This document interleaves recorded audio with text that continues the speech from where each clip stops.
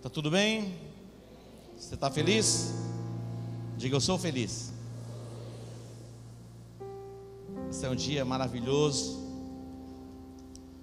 Uma parada assim no meio de semana para sermos cheios do Espírito Santo, sermos renovados na nossa mente, voltando o nosso olhar para as promessas de Deus. A nossa confissão de fé, a nossa declaração de fé nos conduz, nos leva à possibilidade de vivermos a declaração que fizemos. Nós estamos declarando e profetizando dezembro, o mês de milagres.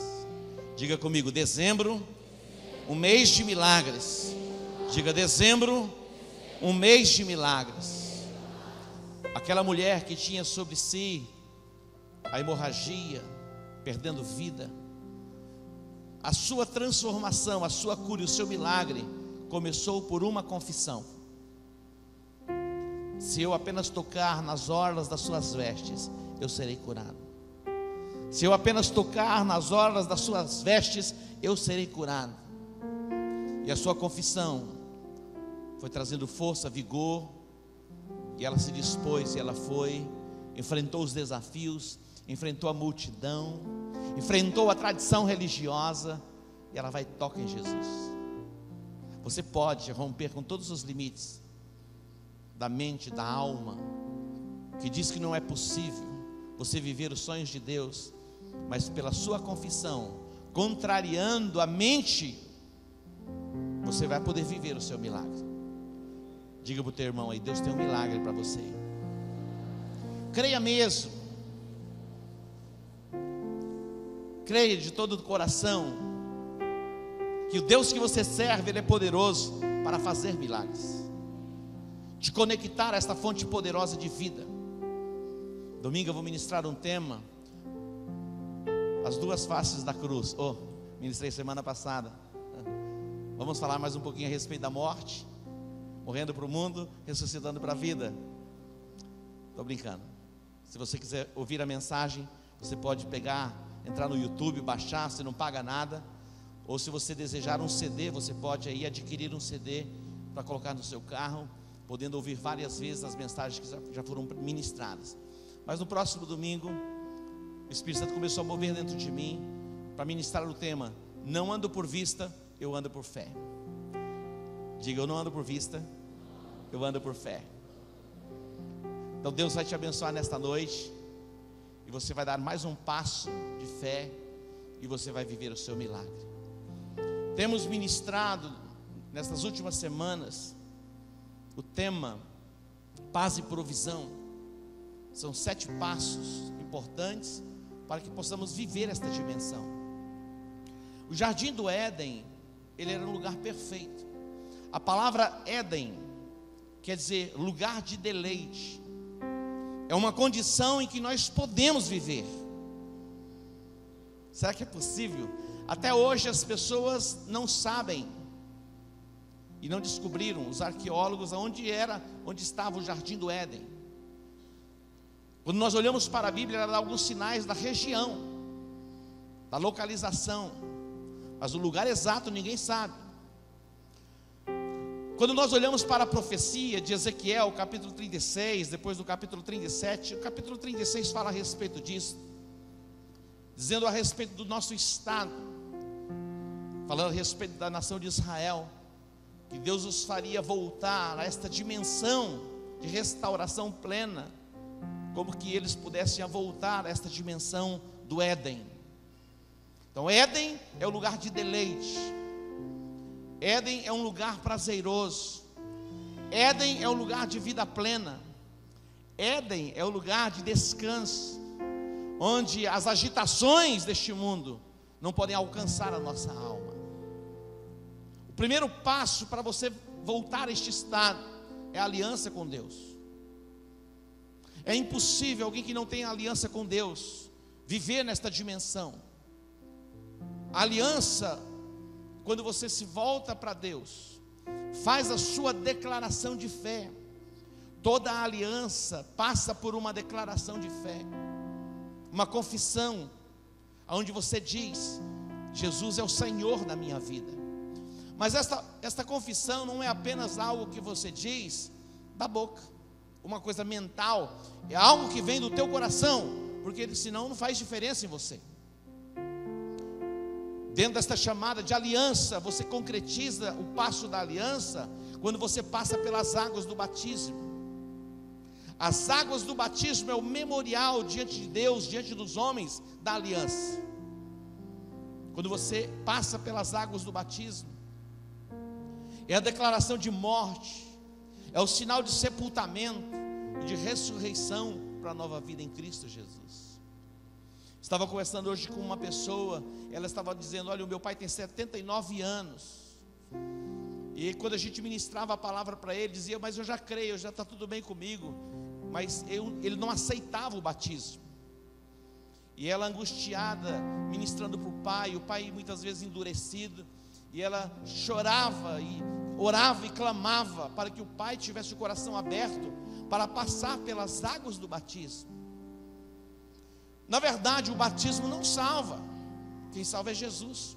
Mas quando você negligencia o batismo, você está negligenciando o seu ensinamento, o seu mandamento, a sua ordenança. E a Bíblia diz que aqueles que amam a Deus obedecem os seus mandamentos.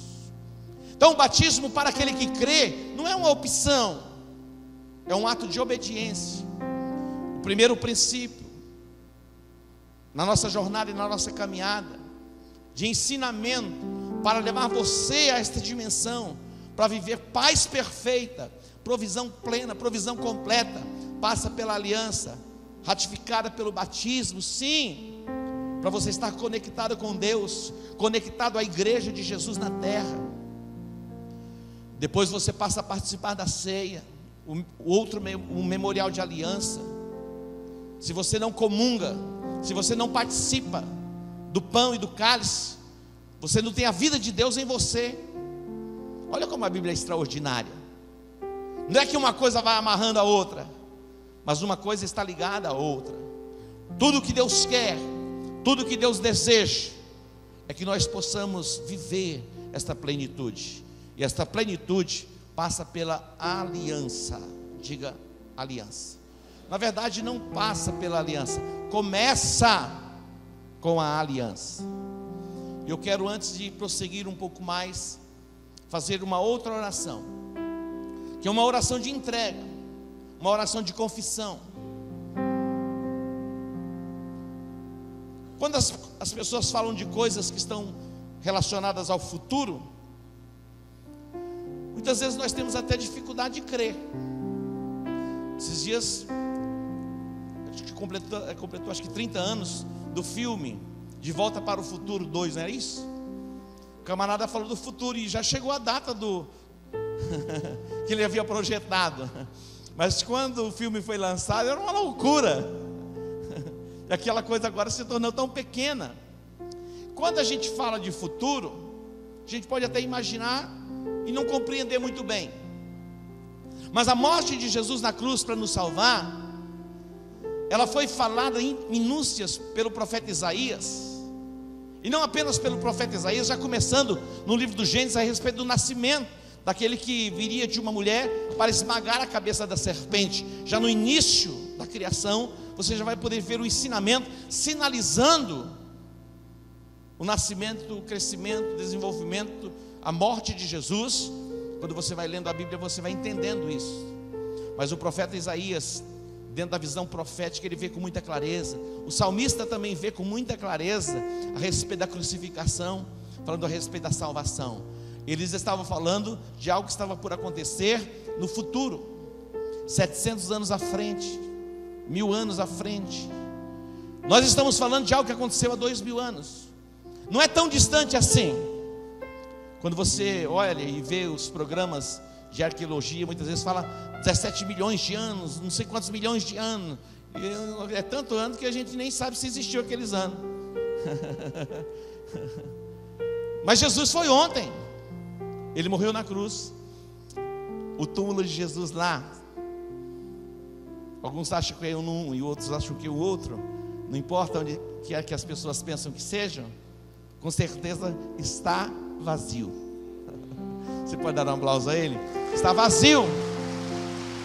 Jesus morreu na cruz, pagou os nossos pecados, e todo aquele que o confessar como Senhor será salvo.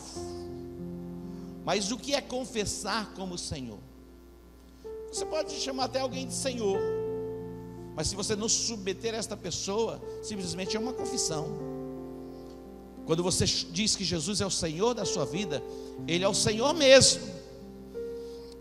O servo já não faz mais a sua vontade, ele faz a vontade do seu Senhor. O servo já não vive para si mesmo, ele vive para o seu Senhor. Esta é a chamada de Deus para a minha vida e para a sua vida, para nos levar a esta dimensão do Éden. Essa é a chamada. Então eu quero dar a oportunidade para você, para fazer uma oração mesmo de entrega, declarando e confessando que Jesus é o Senhor da sua vida. Tanta gente na terra quer ser Senhor, mas imagina ser servo do Deus Altíssimo. Quando a rainha de Sabá, alguém fala assim: vem cá, apóstolo, você não vai parar de falar essas coisas, você não vai entrar no tema da mensagem desta noite? Vamos seguir o Espírito de Deus aqui. Eu sou muito metódico, eu seguro a onda. Quando a rainha de Sabá, ela foi a Jerusalém, porque ela ouviu falar da fama de Salomão, ela foi despertada. Era uma rainha vaidosa, e ela veio para testá-lo com enigmas, perguntas difíceis. E quando ela veio, ela ficou como que de queixo caído, porque não é possível ter tanta sabedoria. E ela fica observando aquelas pessoas que serviam a Salomão, tanta nobreza nas suas roupas, na forma que eles lidavam com as coisas. Quando você está no ambiente de uma festa chique, os garçons, eles são muito bem treinados. Mas quando os garçons não são muito bem treinados, eles derrubam taça, não é verdade? E se bobear, derrubam em cima da gente. Mas em alguns lugares pode acontecer um acidente também, nos ambientes onde os garçons são bem treinados, mas dificilmente acontece. Pode acontecer, mas é raridade. Aquelas pessoas que serviam a Salomão eram servos de Salomão, mas viviam numa nobreza que a rainha de Sabá fica como fora de si. Os que serviam Salomão, sabe o que Jesus disse? Aqui está quem é maior do que Salomão. Quem é maior do que, aqui está quem é maior do que Salomão. Quem é maior do que Salomão? Jesus. Agora imagina, se Jesus é maior do que Salomão, a dimensão que nós que somos os seus servos podemos viver. Você pode imaginar? Não é de qualquer forma. Algumas pessoas, eu tenho orientado a igreja, e na verdade, como líder e pastor, a gente orienta em tudo. Muitas vezes até para escovar os dentes, a forma de comer, a higiene pessoal. Um nobre não vai no restaurante, sai de lá com um palitinho de dente assim na boca. Já viu aquelas coisas assim? Não sai, meu irmão. Você não vai ver um nobre, na verdade, nem até usar palitinho de dente. Apóstolo, é minha sobremesa preferida.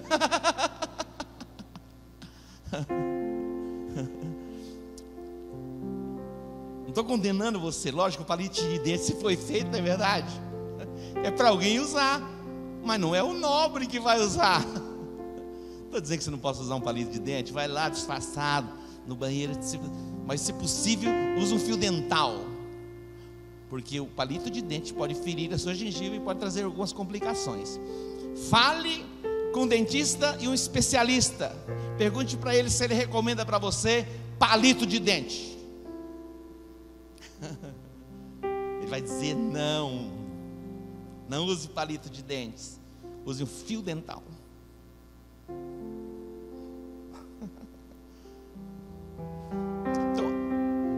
pessoas que serviam Salomão,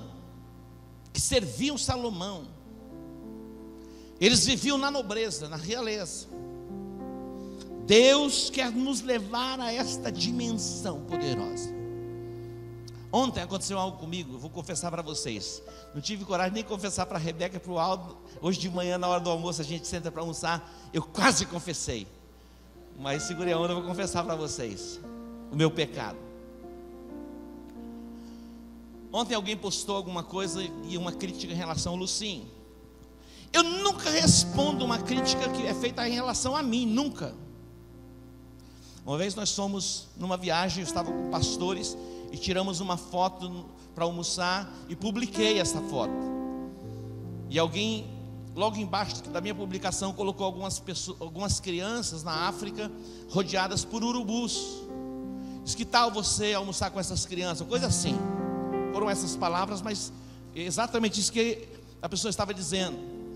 Como que olha onde vocês estão comendo, e enquanto tem milhares de pessoas passando fome. E alguém disse assim: pelo amor de Deus, apóstolo, vai lá e cancela, tira isso aí do seu Facebook, alguma coisa assim, elimina. Eu falei: não vou nem responder, deixa lá.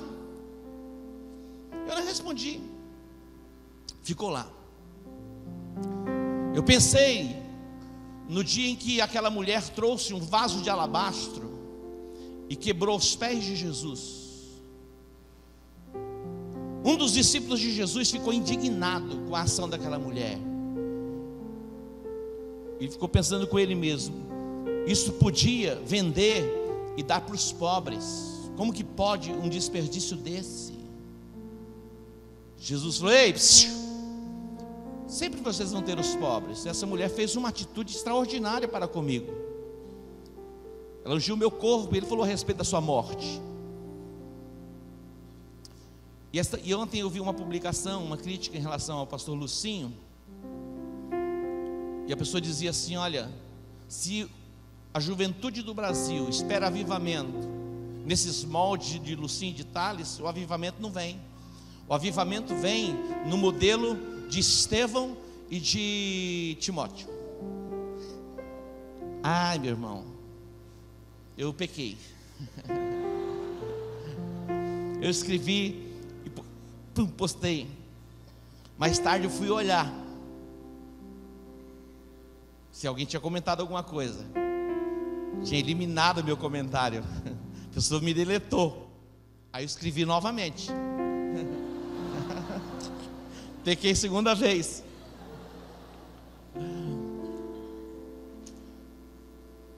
E aquilo me incomodou. O Espírito Santo falou: você vai falar com ele e vai pedir perdão para ele.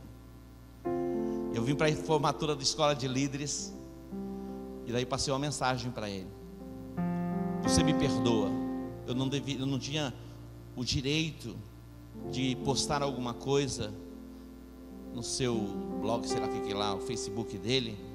Eu quero te pedir perdão, eu te reconheço como homem de Deus. Ele falou assim: eu que te peço perdão. Porque depois ele colocou uma resposta e deletou de novo e colocou uma outra respostinha. E aí eu falei: agora não escrevam mais. E aí eu pedi perdão para ele. Falei: Edmilson, eu que quero te pedir perdão, porque eu te admiro, eu te respeito. Mas depois eu passei outra mensagem, 2 vezes, pedi 2 perdão para ele. Tinha escrito 2 vezes, passei pedindo perdão.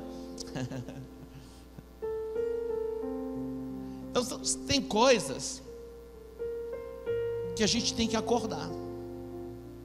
Então se alguém falar de você, não precisa responder. E se alguém falar de uma outra pessoa que você ama, também fique calado. Para o teu bem, porque senão depois você vai ter que ligar ou passar uma mensagem pedindo perdão. Se você tem o Espírito de Deus, é exatamente isso que vai acontecer. Porque se você não tem, você vai ficar tranquilo, vai dormir tranquilo, fiz a minha parte, me vinguei. Se você vive na dimensão da sua carne.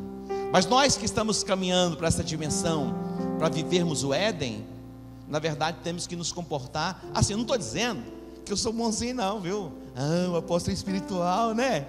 Não, eu estou expondo a vocês aqui também a minha carnalidade. Mas a voz do Espírito Santo foi muito forte em mim, porque aquilo foi me tomando de tristeza. Pode aplaudir o Senhor mesmo. Foi me tomando de tristeza e uma angústia. E muitas vezes nós estamos angustiados, nós nem sabemos por que estamos angustiados, por causa do nosso comportamento, da nossa boca, do que nós escrevemos.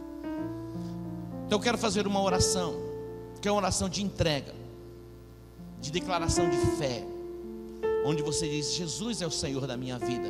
Porque Ele, se Ele é o Senhor, Ele vai falar com você e você vai obedecer. Eu poderia muito bem ir para um lado, para o outro lado e me desviar, falando: não vou fazer um negócio desse.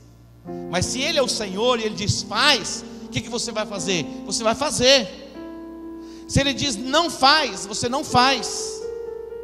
E se Ele diz não faz e você faz, mais na frente você vai sentir uma certa tristeza, porque você vai entristecer o Espírito Santo, aquele que te dá alegria.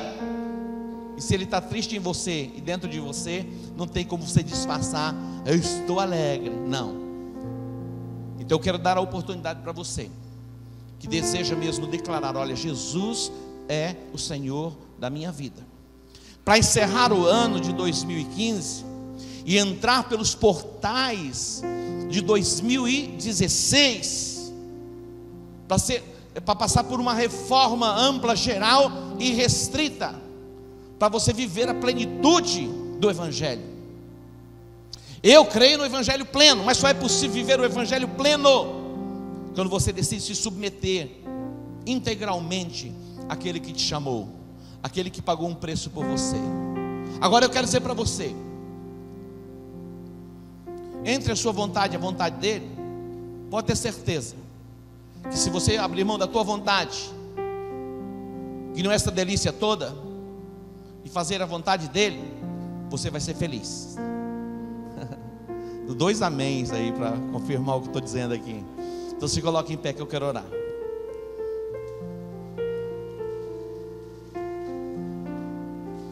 Você entendeu? Se você não quiser fazer a declaração de fé, de submissão, de aliança, você não precisa fazer. Mas se você nesta noite você deseja e diz: olha, eu quero viver assim, é este evangelho que eu quero viver, não da hipocrisia, não do faz de conta, porque do faz de conta não vai te levar a lugar nenhum. Ou você vive 100% ou não vive. Ontem eu falei a respeito do seminário do pastor Lucinho. Com certeza ele vai apertar o couro do gato, que as palavras dele são palavras de confronto, uma chamada para arrependimento e viver as loucuras do reino mesmo. E é o investimento que você faz na sua vida para ser moldado e aperfeiçoado. Quer declarar que Jesus é o Senhor da sua vida? Está disposto mesmo? Ou mais ou menos?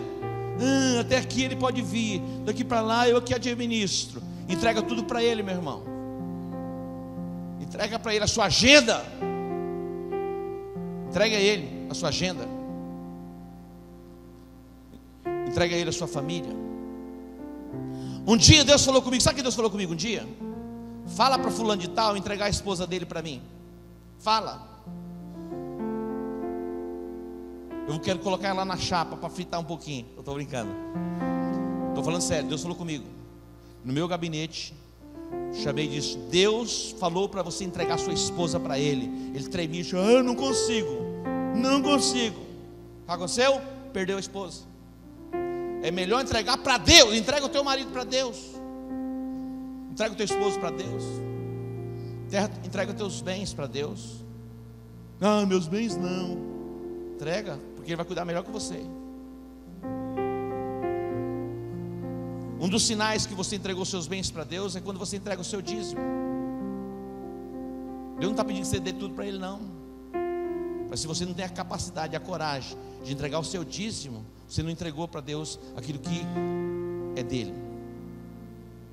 Está disposto ainda a dizer que Ele é o Senhor da sua vida? Então levante sua mão direita assim. Diga assim: nesta noite eu creio que esta palavra é uma palavra de Deus para a minha vida. E eu declaro que Jesus Cristo é o Senhor da minha vida. Perdoa, Deus, os meus pecados, eu reconheço que eu sou um pecador. Perdoa os meus pecados, as minhas iniquidades, lava-me, purifica-me, porque eu desejo a tua presença na minha vida, e eu sei que o Senhor é perfeito, que o Senhor é santo, que o Senhor é puro. Eu declaro que Jesus Cristo é o meu Senhor, é o meu Salvador. Em o nome de Jesus, diga amém. Dê um aplauso ao Senhor. Glória a Deus. Podemos assentar. Dia 12 de dezembro nós teremos batismo. É isso, Joaquim.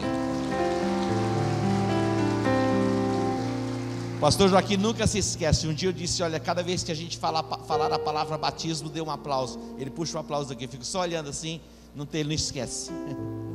Porque o batismo é um dia de festa, é um dia de celebração. Então coloque aí na sua agenda, dia 12/12, o dia do discipulador, vai ser o dia do batismo. Amém? Vamos lá? Agora depois vem meditação, vem unidade, vem obediência, sonhos e depois planejamento e organização. Quando a gente olha para o tema planejamento e organização, parece que não tem nada a ver com esta chamada paz e provisão. Não é verdade? Os outros princípios parece que tem tudo a ver, e agora o planejamento e a organização não tem nada a ver. Mas planejamento e organização tem tudo a ver para que você desfrute de paz e provisão. Muitas pessoas estão perturbadas e angustiadas porque são desorganizadas. É interessante nós nos organizarmos. Algumas pessoas têm um pouco mais de facilidade para se organizar, para fazer planejamento. No planejamento, na organização, as coisas vão ser otimizadas e o resultado vai ser melhor, com menos tempo, com menos energia, com menos custo. Se você fechar os seus olhos assim, você pode ir lá no guarda-roupa e você encontra o lugar onde estão as coisas mais pequenininhas. Você sabe, só de fechar assim, você já sabe onde está, né? Até por cor, né? Assim, tem gente que é assim. Parece que já é uma coisa meio de neurótica, né? Tô brincando. Separa por cor: meias, calcinhas, cuecas e outras coisas mais, camisas, vestidos, tudo por cor. Isso é maravilhoso. Mas não estou falando simplesmente dessas coisas, as coisas básicas, mas as coisas básicas e as coisas simples, essas coisas que vão fazer a diferença para que a gente viva em paz. O planejamento e a organização, isso é essencial, e uma coisa caminha de mãos dadas com a outra. Quando nós olhamos para a Bíblia, domingo eu falei aqui a respeito de um texto, quando Jesus vai falar a respeito do tema discipulado, e ele fala assim: olha, quem vai construir uma torre, primeiro se assenta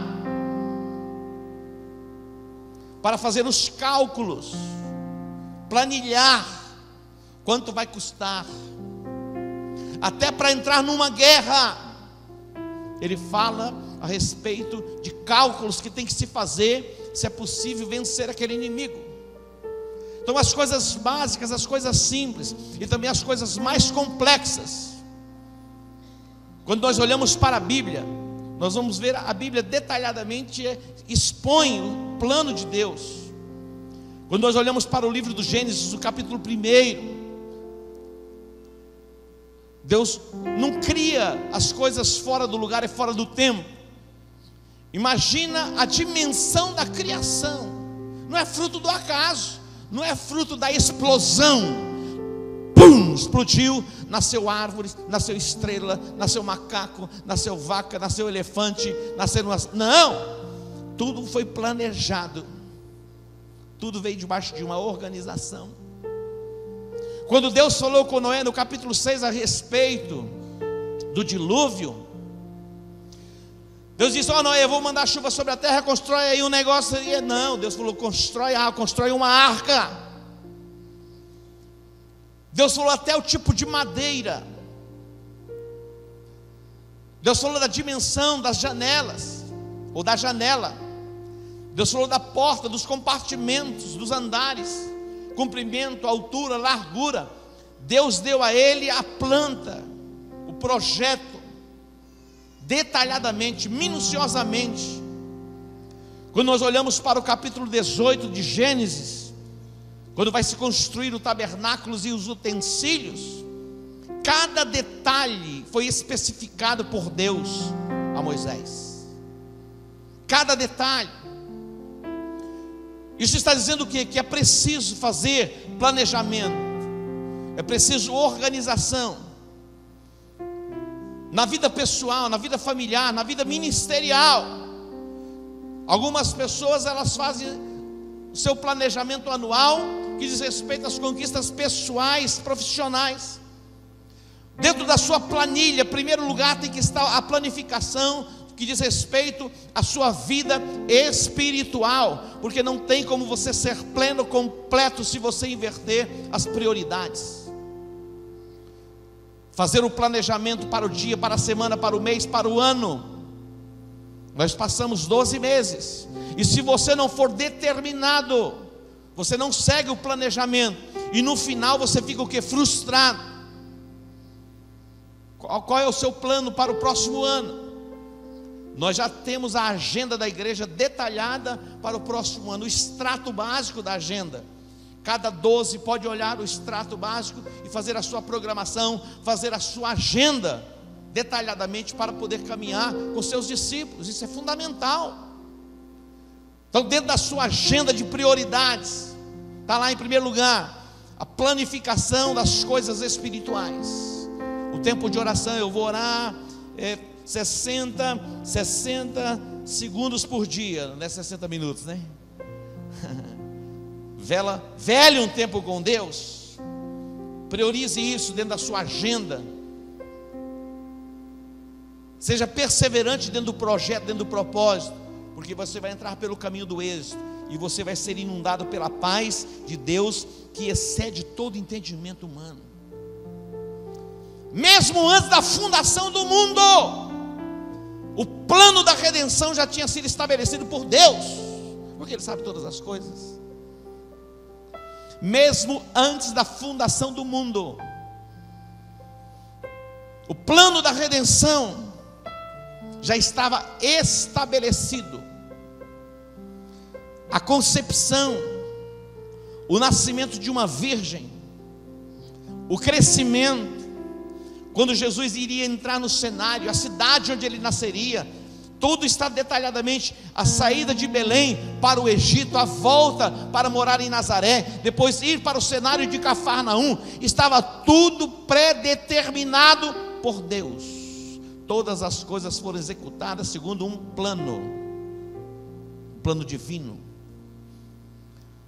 Nós fomos feitos à imagem e semelhança de Deus, e Deus deseja que tenhamos em nós essas características de planejamento, de organização, para que possamos ir bem.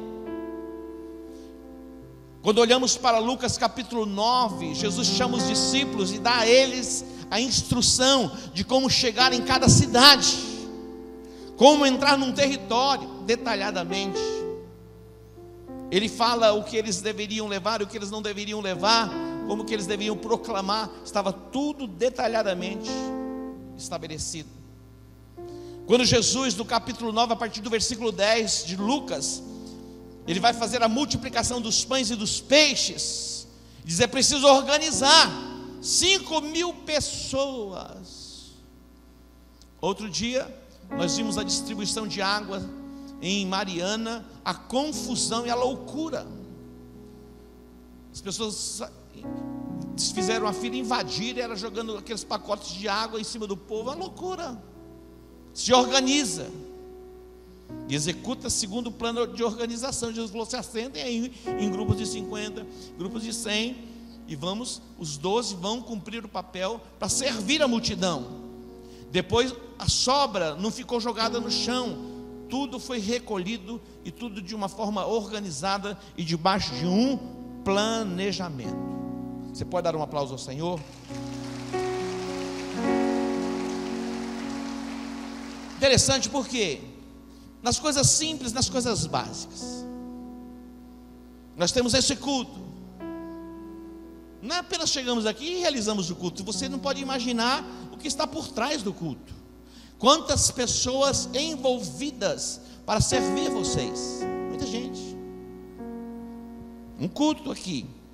Você que é líder de célula, você que é anfitrião, você sabe o quanto você se organiza para receber gente na sua casa, não é verdade? Uma reunião pequena, mas tem toda a organização. Eu tenho observado algumas células e eu tenho acompanhado algumas publicações que algumas pessoas têm prazer mesmo em realizar a célula. É impressionante.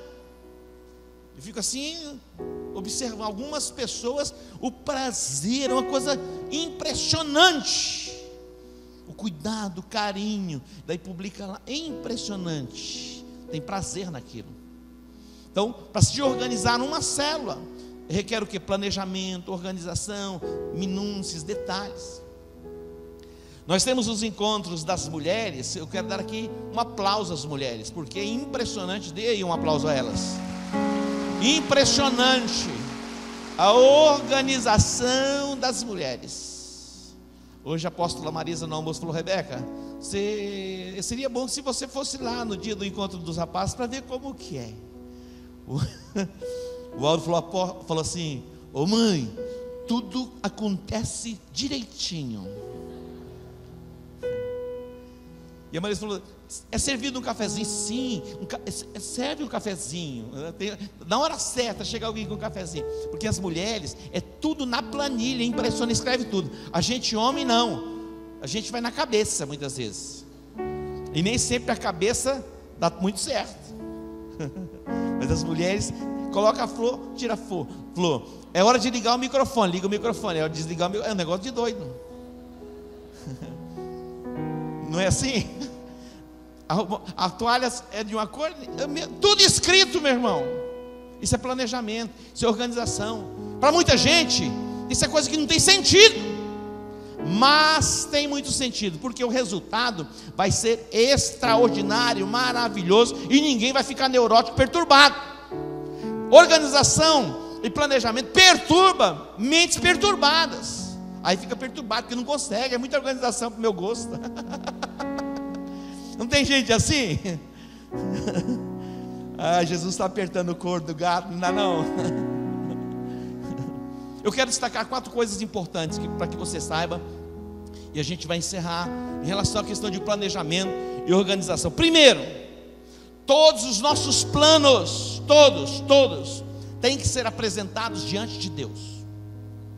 Diga: todos os meus planos, eles têm que ser submetidos ao Senhor. Todos.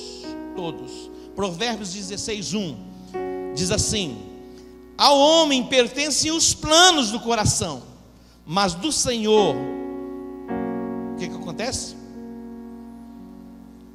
Ao homem pertencem os planos do coração, mas a resposta da língua é do Senhor. Você planeja, mas quem dá a resposta é Deus. Versículo 3 diz assim, olha o 3: confia ao Senhor as tuas obras, e os teus planos serão estabelecidos. Tem que se apresentar e se colocar diante do Senhor. Provérbios 21:31 diz assim: o cavalo prepara-se para o dia da batalha, mas do Senhor vem a vitória. O cavalo se prepara para o dia da batalha, mas a vitória mesmo vem de quem? Do Senhor. Então se a vitória vem do Senhor, eu não preciso nem me preparar. Se não se prepara, não vence a guerra. Eu sou crente, eu estou jejuando e orando para eu passar no concurso público. Estou jejuando e orando. Mas você está estudando? Não, estou jejuando e orando. Sabe o que vai acontecer? Quem estudou tem direito a passar, porque Deus é justo. Deus não é injusto não, meu irmãozinho. Não, pastor, só jejuando e orando. Tem que fazer a sua parte. Está cutucando o teu irmão, tem que fazer a sua parte. Tem que estudar. Quer passar no concurso? Estuda. Mais um pouquinho, estuda dobrado. Mais um pouquinho, triplicado, quadruplicado. É por isso que eu nem mais venho à igreja. 1 ano sem vir na igreja, só estudando. Se você não depender do Senhor, você não vai para lugar nenhum. Se Deus não te abençoar, você também não chega a lugar algum. Principalmente você que conhece a verdade. Então você se prepara. Mas a vitória vem de quem? Todos os nossos projetos têm que ser submetidos ao Senhor. Todos têm que ser submetidos ao Senhor. Segundo, dependa do Espírito Santo. Dependa do Espírito Santo. Tiago capítulo 4, versículos 13 a 17 diz assim: e agora vós que dizeis, olha só, hoje ou amanhã iremos a tal cidade, lá passaremos 1 ano, negociaremos e ganharemos. Ora, sabeis o que acontecerá amanhã? O que é a vossa vida? É um vapor que aparece por um pouco e logo se desvanece. Em lugar disso, devias dizer: se o Senhor quiser, viveremos e faremos isto ou aquilo. Vós vos jactais das vossas presunções. Ora, toda jactância tal como esta é maligna. Eu vou fazer, vou acontecer. Não, Pai, eu tenho esse plano, esse projeto, eu apresento diante de Ti. É da Tua vontade. Você não muda de cidade como você muda de roupa. Até a tua roupa, você olha assim no espelho e diz assim: ei, está agradando ou não está agradando? Que tal? Porque tem roupa que não agrada a Deus. Sabe que tem roupa que não agrada a Deus? Ei, tem ou não tem? Tem, meu irmão, as roupinhas que não agradam a Deus. Teu corpinho maravilhoso não foi feito para se expor. Vamos pôr a burca, apóstolo? Não, nada de burca. Mas as mulheres se apresentam em santidade. Não é para despertamento da exposição de sensualidade. Então temos que ter esse cuidado. Até a roupa, Pai, essa roupa te agrada? É da tua vontade? Para você mudar de um lugar para o outro, Pai, este lugar é o lugar que o Senhor tem preparado para mim. Você não muda de uma cidade para outra por causa de uma necessidade, simplesmente por causa de uma necessidade. Abraão fez esta rota de necessidades. A economia do Egito estava bombando. Ele vai para lá. Daí ele arruma os seus enroscos. Depois ele volta para o lugar que Deus havia ordenado que ele estivesse. Depois Isaac vai fazer a mesma rota. Agora o lugar para se ganhar dinheiro é no Egito. Agora olha, a onda para se ganhar dinheiro é nos Estados Unidos. A onda para se ganhar dinheiro é no Japão. A onda para se ganhar dinheiro é no centro da vontade de Deus. Pode acreditar. Se você for para o deserto, no deserto, cava no deserto, faz covas no deserto.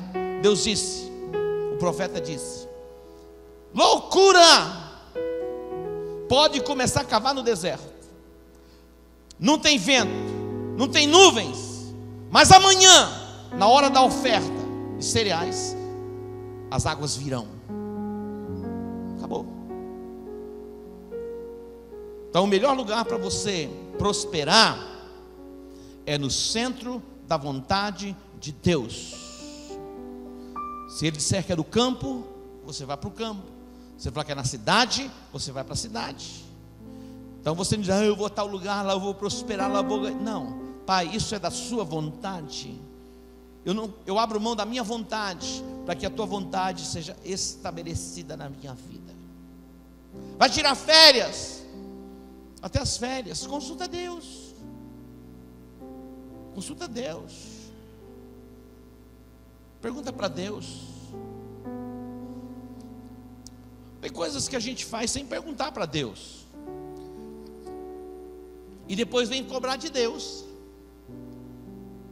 Tem gente que não consulta ninguém, e depois quer que você dê a resposta ainda. Olha só, número 3. dentro dessa perspectiva de planejamento, de organização. Conselhos, busque conselhos, não rejeite conselhos. Se conselhos fosse bom, não se dava, se vendia. Isso é um ditado do inferno. Esse ditado não tem na Bíblia. Está escrito no livro não sei do que lá, não tem escrito. A Bíblia recomenda conselhos. Como é bom buscar um conselhinho. Estou pensando isso, o que você acha disso? Alguém pode ter uma visão que está acima. Observe o que a Bíblia diz. O que a Bíblia diz? Provérbios capítulo 1, a partir do versículo de número 30. Diz assim: visto que não quiseram o meu conselho e desprezaram toda a minha repreensão. Mas é Deus falando. Tá bom, depois eu vou mostrar para você pessoas falando. Que alguém diz: meu conselho, só me aconselho com Deus, só me aconselho. Essas pessoas são espirituais, não sei mais porque ainda estão na terra. Eu só busco conselho em Deus, só ouço Deus. Meu negócio é aqui, ó. Lógico que você não vai na mãe de Iná. Tem gente que é assim. Tem gente que coloca uma cortininha assim. Tudo tem revelação. Tem nada. Tem palpite. Tem gente que se acha espiritual demais. Também tem que ter cuidado. Tem gente que se acha na obrigação de dar resposta para todo mundo. Se eu não sei, eu vou dizer não sei. Vamos orar? Outro dia eu vi alguém falando de coach virou moda. Tem pastor, ao invés de ser pastor, agora ele virou coach. É coach de dia e de noite. É autoajuda de manhã, de tarde, de noite. E o povo tudo assim, desesperado e angustiado. Eu estava observando, a maioria dos coaches quebraram a empresa, não tem nem empresa. Está ensinando empresário a ter sucesso. É coisa complicada, negócio esquisito. Eu vou te mostrar o caminho do sucesso. Você vai ser o maior empresário do mundo. E você, o que você é? Sou coach. Aquele negócio que usa para o revólver é o que? Coldre. Daí eu sou um coldre, um lugar onde põe uma arma. E aí? Me lembro dos dias de avivamento. Camarada, as pessoas vinham na casa como se fosse na casa de um pai de santo para consultar. Ei, aí também já é demais, meu irmão, tome cuidado. Tem líder que manipula discípulo para ficar no cabresto e dá uma de espiritual, ainda ora assim. Deus está falando, parece um demônio, um trem esquisito. Tem coisa assim. Mas olha a vida dessas pessoas, como elas estão. Outro dia uma pessoa me procurou e disse: apóstolo, eu me afastei da igreja, fui para uma igreja só de revelação. Mas eu comecei a observar que a vida deles era um arraso, olha, destruída. E a minha começou a ficar igual a deles. Falei: e aí, vai continuar lá? Não, estou voltando. Então tá bom. Aí a gente fala ainda: você é bem-vinda, irmãzinha. Não quer ficar lá não? Porque não tem fundamento, meu irmão. Se não for pelo fundamento, pela palavra, não vai a lugar nenhum. Agora, não quer dizer que você não possa se aconselhar. O conselho é uma recomendação bíblica. Olha o que diz aqui. Isso aqui, o Provérbios 1, 30, 33, o próprio Senhor dizendo: visto que não quiseram o meu conselho, me desprezaram toda a minha repreensão, comerão o fruto do seu caminho e fartar-se-ão dos seus próprios conselhos, porque o desvio dos tolos os matará, e a prosperidade dos loucos, o destruirá. Mas o que me der ouvidos, habitará seguro, estará descansado do temor do mal. E aí?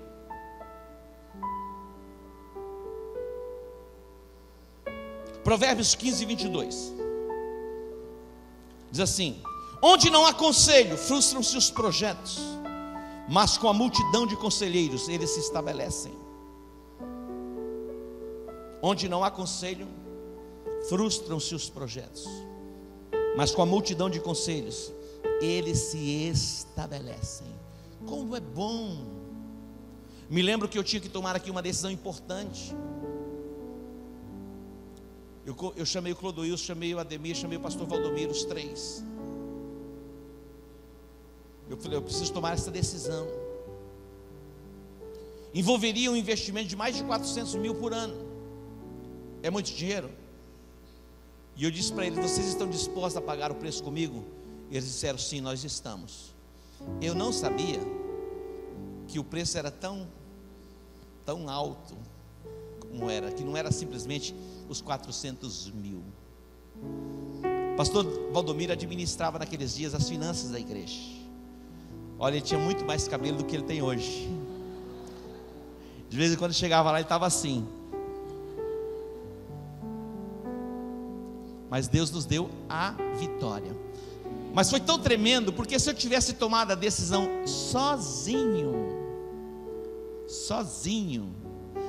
imagina uma cadeira com os 4 pezinhos, uma cadeira só com um pezinho, era só o meu pezinho para sustentar a cadeira, e aí? Os 4 sustentaram, meu filho, aguentamos firme, passamos pela prova, e Deus nos deu a vitória. Você pode dar um aplauso ao Senhor?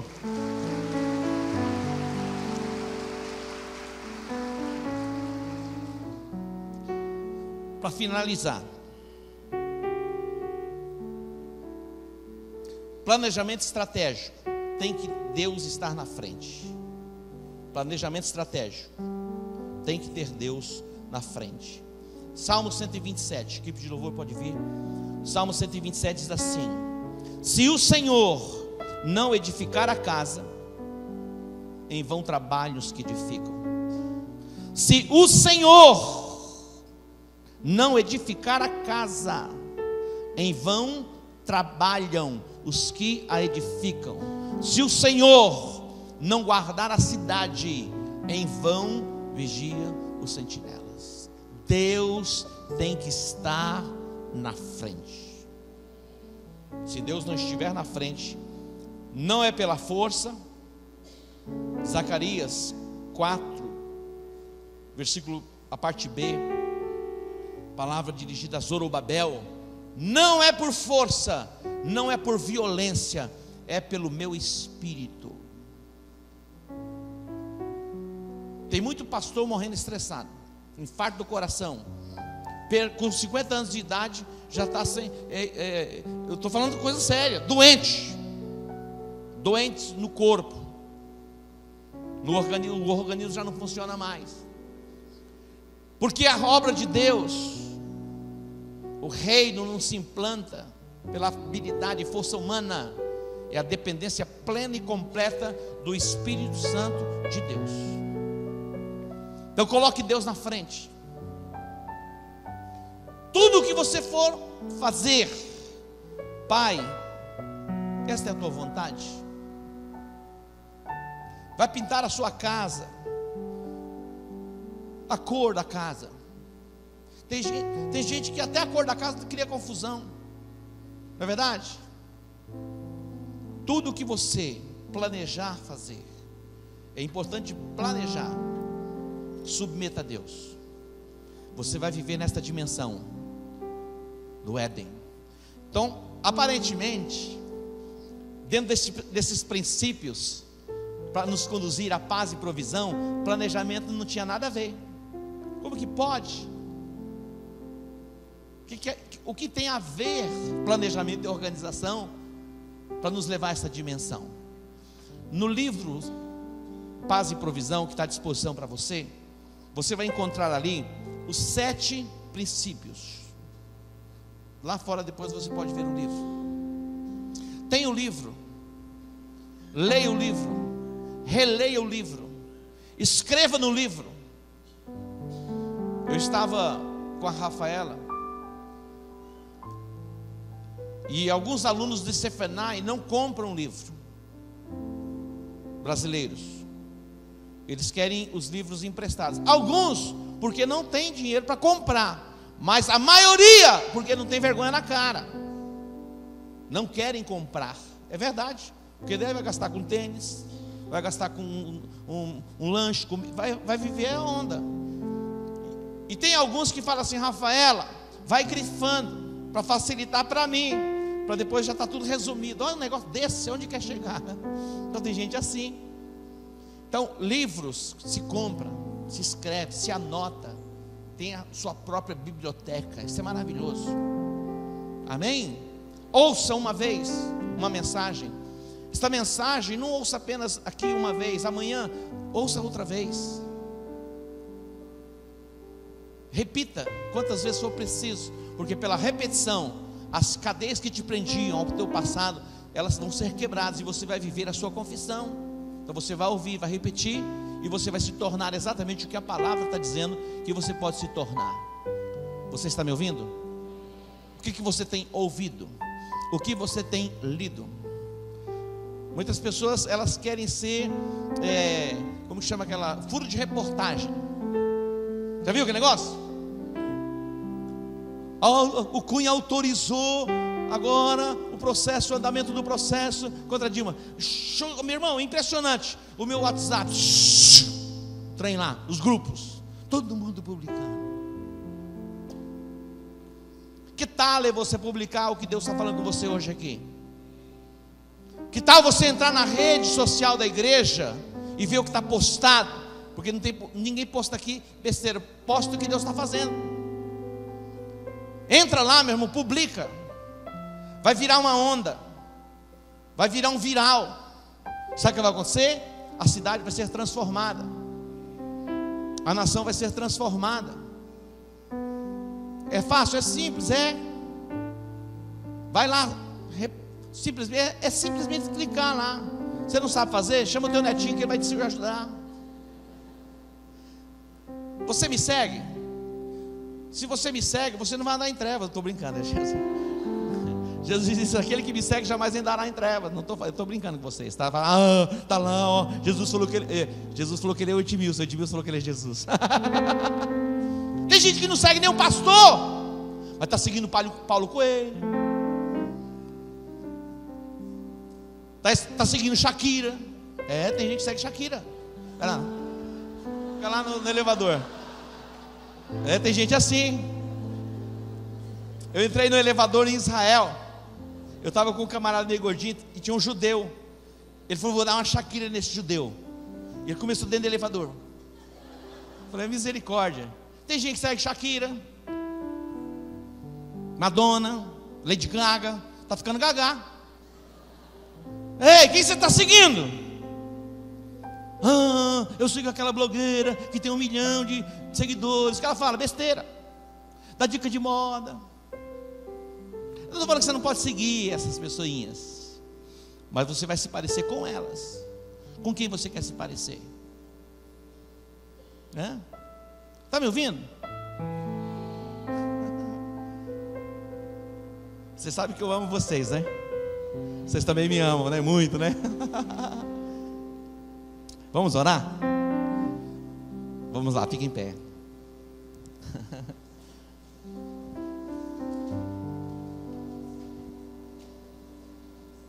Na semana que vem, eu fiz um sacrifício para poder estar com vocês na quarta-feira que vem. Então você vai fazer um sacrifício para estar comigo aqui na quarta que vem. Que era para não estar não, mas eu fiz uma reengenharia grande. Sexta-feira agora eu vou para Corumbá. E vou de carro porque não tem mais avião para Corumbá. Imagina sair daqui para Corumbá de carro. E eu prego lá sexta-noite, sábado de manhã, sábado à noite. E venho domingo de manhã para poder estar aqui pregando à noite. Segunda-feira eu vou fazer um mistério, de uma viagem misteriosa. E eu vou ter que ir na segunda para voltar na quarta. Mas por que não volto na quinta? Por causa do culto da quarta. Eu só não vou voltar na quinta ou na sexta por causa do último dia do Paz e Provisão. Estou falando sério. Eu não estou aqui me honrando, dizendo que eu sou bom não, que agora eu contei um pecado para vocês. Mas um esforço para poder estar com vocês na quarta-feira. Então a gente vai estar junto. E já mais à frente um pouquinho a gente vai ter a festa de Hanukkah, que vai ser um negócio extraordinário. Nós vamos falar sobre reforma,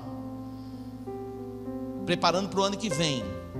E no dia 19 é sábado, A gente vai ter aqui unção pastoral, que vai ser sobrenatural. Querem saber quem vai ser ungido? Vocês são curiosos, né? Pastor, o Irineu e a Adriana. Vamos dar um aplauso pela vida deles?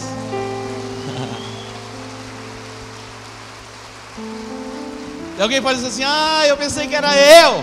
Sim, você que pensou que é você, vai chegar o seu dia. Eu sei de alguns outros que tem uma chamada pastoral. Eu só estou esperando o sinal de Deus. Fala, é agora. Porque quando nasce um pastor na terra, é algo extraordinário que acontece, porque é um agente de Deus para o estabelecimento do reino. Então muitos pastores serão levantados neste lugar, para nós ganharmos a nossa cidade, ganharmos o nosso estado, ganharmos a nossa nação. Levante suas mãos aos céus. Pai, te agradecemos e te bendizemos pela tua palavra liberada sobre as nossas vidas. Eu te agradeço, ó Deus, pelo teu Espírito que nos guia, nos dirige, nos conduz em toda a verdade. E a minha oração, ó Deus, nesta noite é para que a tua unção fresca seja derramada sobre a igreja. Homens, mulheres, jovens e crianças sejam inundados pela unção e pelo poder do Espírito Santo. Que o fundamento, a palavra esteja em cada coração. Eu sei, ó Deus, que fomos renovados na nossa mente nesta noite, e que os teus filhos saiam deste lugar renovados, fortalecidos e cheios do teu Espírito. Quebra, ó Deus, em nós as cadeias das trevas, porque nós queremos servir ao Senhor em verdade, em retidão e em santidade.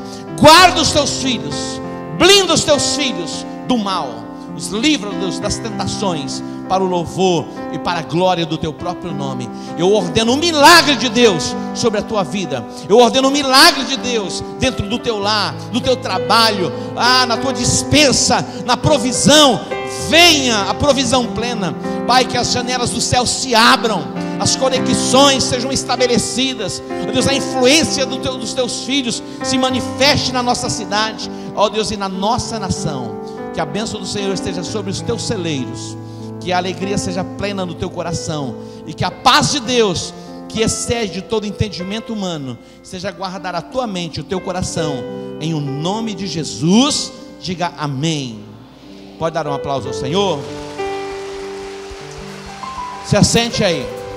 Não se esqueça, dia 12/12 tem o quê? Diga batismo. Está lembrado aí? Você que entrou na aliança com Deus. O que eu devo fazer então para ser batizado? A Bíblia diz: aquele que crê e for batizado será salvo. Você não precisa fazer um curso 2 anos. Não. Fale com o seu pastor, fale com o seu líder. Ele vai ministrar sobre a sua vida, vai ampliar o seu entendimento, e você vai poder passar pelas águas do batismo. Amém? Diga obrigado, Senhor. Quantos foram abençoados? Então nós vamos honrar ao Senhor com os nossos dízimos, as nossas ofertas. Quando nós nos reunimos, nós edificamos um altar ao Senhor. Você concorda comigo? Nós estamos edificando um altar. Sobre cada altar edificado tem um sacrifício. Tem um sacrifício. A tua oferta é colocada diante do Senhor. O seu dízimo é apresentado ao Senhor. O dízimo não é um preceito humano, um princípio humano, uma invenção da igreja moderna, pós-moderna, pentecostal, neopentecostal. Tem gente que taxa a igreja assim: é tradicional, é pentecostal, tem tradicional pentecostal, pentecostal tradicional, e vai. Nós somos da Bíblia, então nós vamos seguir a Bíblia. Amém? Diga: eu sou da Bíblia, eu sigo a palavra de Deus, e o que a palavra de Deus ordena eu faço. E a Bíblia diz: trazei todos os dízimos à casa do tesouro, para que haja mantimento na minha casa. Depois fazei prova de mim, se eu não vos abrir as janelas dos céus e derramar sobre ela uma bênção tal, que dela vos advenha a maior abastança. O que é o dízimo? O dízimo é 10% daquilo que Deus nos dá. Avalie aí. A mudança e a transformação da nação vem por mim e por você. Já vou encerrar, preste atenção aqui. Deus quer ajustar o caráter da nação, mas não tem como ajustar o caráter da nação se não ajustar o nosso caráter. Não tem. Eu estava conversando com uma pessoa hoje. A pessoa faz uma viagem a trabalho, ela almoça no restaurante, paga R$30 e pede para colocar 50 na nota. Tem gente que faz isso? Faz. Furou o pneu do carro, quanto que é? 10, põe 20. Aí diz, aquele lá roubou 1 bilhão, matou criancinha. Meu irmão, o roubo de R$10 ou de 1 bilhão é a mesma coisa. É a mesma coisa. Só mudou a proporção. Entendeu? Mesma coisa.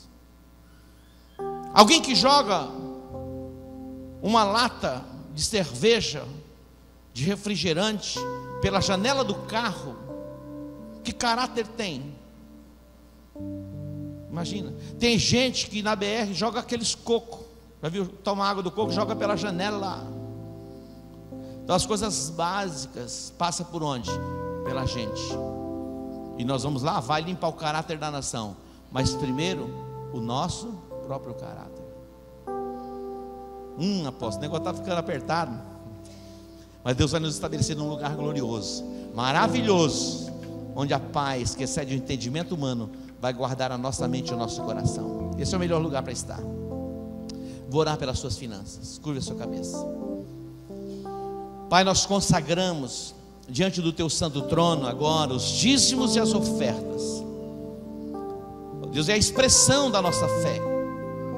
A tua palavra diz que a fé sem as obras é morta. A expressão da nossa fé, que nós cremos na tua palavra, que o Senhor é o Deus da provisão, o Jeová Jiré, ó Deus, está na entrega e a fidelidade dos dízimos e das ofertas. Eu chamo a bênção do Senhor sobre este povo. Temos visto, ó Deus, pessoas caminhando em fidelidade na tua casa, em honestidade diante do Senhor e diante dos homens. Que a bênção do Senhor venha sobre cada lar, sobre cada família, e toda perturbação cesse no nome de Jesus. Diga amém. Vamos honrar ao Senhor com os dízimos e as ofertas enquanto ministramos um louvor.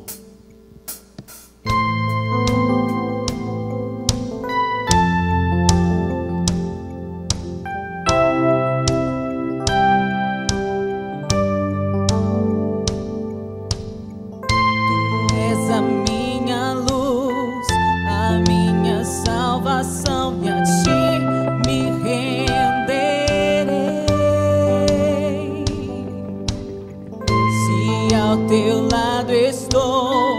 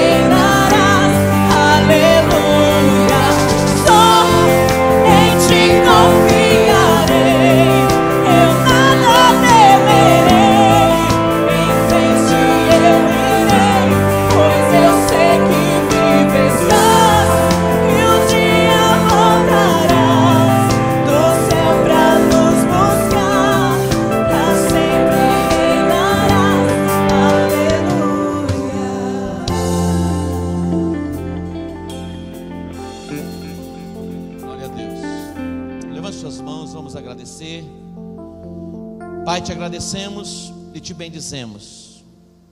Temos desfrutado da tua graça, do teu amor, e a tua graça nos basta. Que o teu nome, ó Pai, seja engrandecido através da tua igreja. A igreja foi idealizada pelo Senhor. Jesus pagou um preço pela nossa redenção, e o Senhor nos deu o seu Espírito Santo para nos guiar, nos dirigir em toda a verdade. Venha, ó Deus, com um avivamento pleno sobre as nossas vidas. Aviva, ó Deus, a tua igreja na nossa nação. Que o teu nome seja engrandecido em toda a terra. Oramos pelo Brasil, oramos pela nossa nação. Que todo o teu propósito, todos os teus desígnios se cumpram na nossa terra, na nossa nação. Em o nome de Jesus, diga amém. Deus que te abençoe. Shalom, não se esqueça, domingos temos a ceia nos 3 cultos. Shalom. Só em ti